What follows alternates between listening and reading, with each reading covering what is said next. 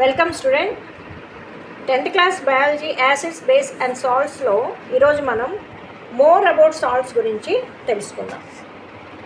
So in the previous sections we have seen the formation of salts during vapor during various reactions. Let us understand more about their preparation properties and uses. Salts అనేవి వివిధ రకాల పద్ధతుల్లో తయారవుతాయి అని మనము previous క్లాసెస్లో తెలుసుకున్నాం. అది కాకుండా ఇంకా డిఫరెంట్ మెథడ్స్ అండ్ వాటి యొక్క ప్రాపర్టీస్ యూజెస్ ఏంటో తెలుసుకుందాం. మామూలుగా వీటిల్ని మనం ఫ్యామిలీ ఆఫ్ సాల్ట్స్ అంటారు. ఇక్కడ యాక్టివిటీ 2.13లో ఫ్యామిలీ ఆఫ్ సాల్ట్స్ గురించి ఇచ్చారు. Right the chemical formula of the salts given below. ఇదిగోండి అన్నిటికీ కెమికల్ ఫార్ములాస్ ఇక్కడ రాశాను, ఒకసారి నోట్ చేసుకోండి. Potassium sulphate K2SO4, sodium sulphate Na2SO4, calcium sulphate CaSO4, magnesium sulphate MgSO4, copper sulphate CuSO4, sodium chloride NaCl, sodium nitrate NaNO3, sodium carbonate Na2CO3 and ammonium chloride NH4Cl. So వీటి యొక్క chemical formulas రాయమని చెప్పారు. Identify the acids and bases from which are above salts may be obtained. Salts having the same positive or negative radicals are said to be belonging to a family. So వీటిలో మనకి ఏవి acid bases అనేవి ఎట్లా identify చేయాలో తెలుసు కదా.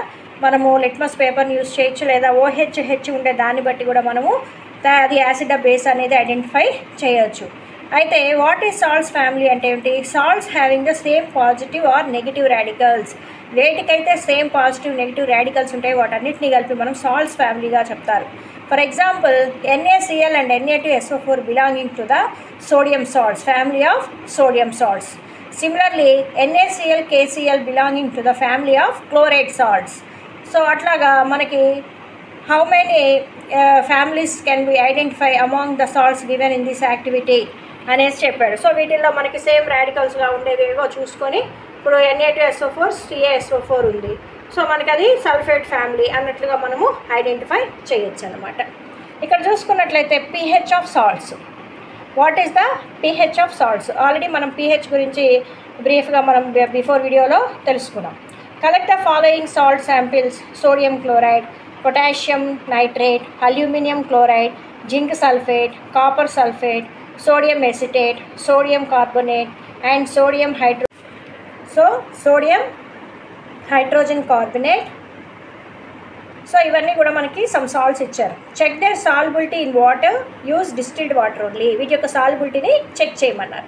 తర్వాత ఈ యాక్షన్ని ఈ సొల్యూషన్ లిట్మస్ పేపర్ ద్వారా ఫైండ్ చేయమన్నారు వాటి యొక్క pH వాల్యూస్ని. సో వీటిల్లో మనకి ఏవి యాసిడ్ సాల్ట్స్, ఏవి బేసిక్ సాల్ట్స్, ఏవి న్యూట్రల్ సాల్ట్స్ అనేవి ఐడెంటిఫై చేసి మనకి టేబుల్లో మెన్షన్ చేయమన్నారు. సో ఇక్కడ మనము చూడండి ఎక్స్పెరిమెంట్ తర్వాత మనకి ఇవి న్యూట్రల్ సాల్ట్స్ అవుతాయి అన్నమాట. సోడియం క్లోరైడ్, పొటాషియం సల్ఫేట్ అనేవి న్యూట్రల్ సాల్ట్స్ అవుతాయి. ఇది వచ్చేసి pH 7 లెస్ దెన్ అంటే ఇవి యాసిడ్ సాల్ట్స్ అనమాట. Aluminium chloride, zinc sulphate, copper sulphate ఈ మూడు కూడా యాసిడ్ సాల్ట్స్. ఇవి sodium acetate, sodium carbonate, sodium hydrogen carbonate అనేవి బేసిక్ సాల్ట్స్ అనమాట. సో ఈ విధంగా మనకి రిజల్ట్ అనేది pH వాల్యూని బట్టి ఈ విధంగా డివైడ్ చేసి వాటిని టేబుల్లో మెన్షన్ చేయమని చెప్పారు. 2.4 ఇక్కడ మీరు మెన్షన్ చేసుకోవాలి. తర్వాత salts of strong acid and strong base are neutral with pH value of 7. Strong acid, strong base are neutral with pH 7ని బట్టి pH వాల్యూని బట్టి మనం వాటిని కేటగరైజ్ చేయవచ్చు. On the other hand salts of strong acid and weak base are acidic with pH value less than 7. So and those of strong base and weak acids వచ్చి above the 7 ఉంటుంది. Acid bases అనేవి strong బేసెస్కి ఎప్పుడు కూడా pH value above the 7 గాను, strong యాసిడ్స్కి pH value less than 7 గాను, neutral వాటికి 7 గాను మనకి pH వాల్యూ అనేది చూపిస్తూ ఉంటుంది అన్నమాట. ఇక్కడ మనకి ఇది బాగా తెలుసు, దండి ఉద్యమం అనేసి మనము చెప్తుంటాము. మనకి మహాత్మా గాంధీ గారు ఈ సాల్ట్ ఉప్పు సత్యాగ్రహం అనేటటువంటి ఒక మూమెంట్ని చేయటం జరిగింది ఆయన ఫ్రీడమ్ ఫైటింగ్లో కదా. సో దాని గురించి అక్కడే కదా మనకి సాల్ట్స్ అనేది తయారు, అది దాని గురించి ఇచ్చాడు. Chemicals from common salt.